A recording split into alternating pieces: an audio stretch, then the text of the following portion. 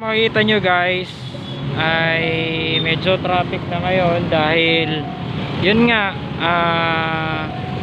balikan na sa eskwela. So pakita natin dito, so pakita ko lang dyan. So Rosero, actually papunta yan dyan sa Compre, papunta doon sa Compre, then dito din papunta sa MC. So ayan, pakita ko yan sa inyo. So actually medyo traffic na dahil yun nga, balikan na nga sa eskwelahan yung mag-aaral. So pakita ko lang sa inyo. So balikan na sa sa pag-aaral yung mga estudyante.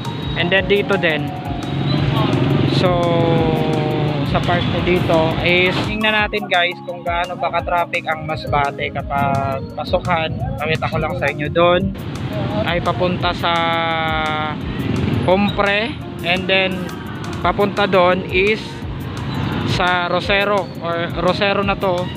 So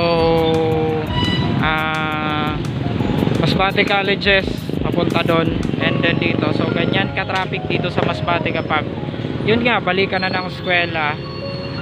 Then may mga nakikita tayong mga 4 wheels. So simula din papunta dito ay papuntang Liceo de Masbate. So ayan.